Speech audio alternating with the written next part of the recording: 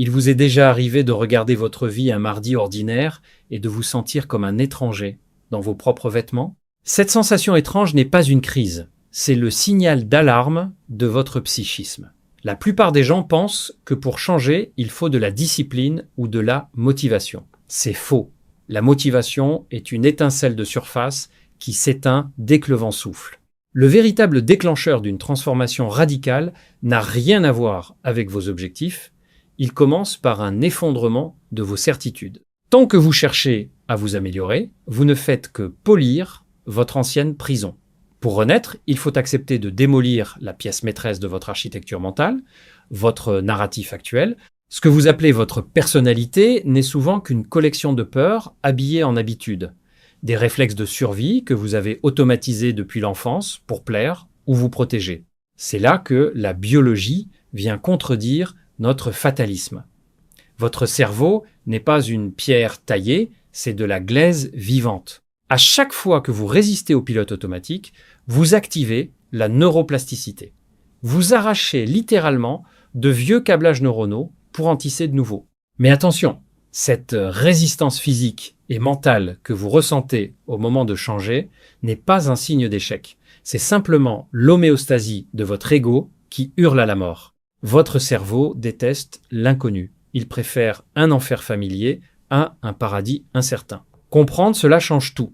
La peur du changement n'est pas le signal que vous faites fausse route. C'est la preuve mathématique que vous êtes en train de quitter la zone de sécurité de votre ancien moi. Oubliez donc les résolutions de nouvelle année et la tyrannie des petites habitudes.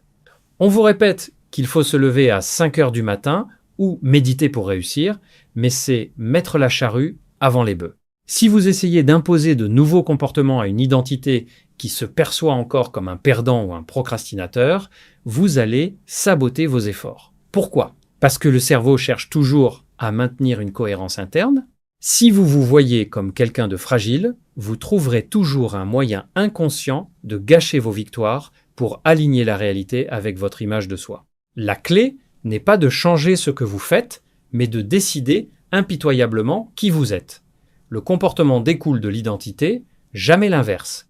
Agissez dès aujourd'hui non pas en fonction de vos compétences actuelles, mais à partir des standards de la version de vous-même qui a déjà réussi. Demandez-vous à chaque carrefour « Que ferait la personne que je choisis d'incarner ?»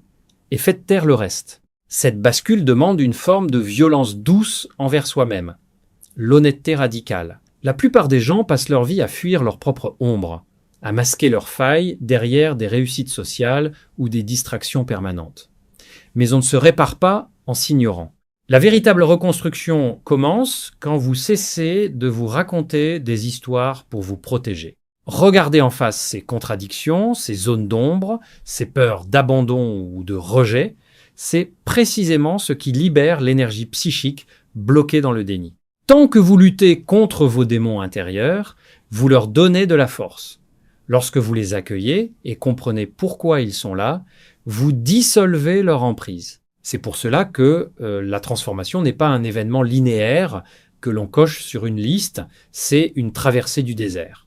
Il y a toujours cette zone grise, cet entre-deux inconfortable que l'on appelle la phase liminale, où l'ancien n'existe plus et où le nouveau n'est pas encore totalement ancré.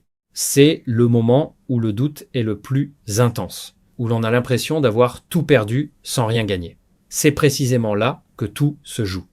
C'est dans ce vide que s'opère la véritable alchimie psychologique. Là où la raison et l'émotion finissent par s'aligner. La maturité ne consiste pas à ne plus jamais douter, mais à traverser le chaos sans trahir sa nouvelle vision. Cesser de chercher la paix à tout prix pour enfin embrasser l'évolution permanente.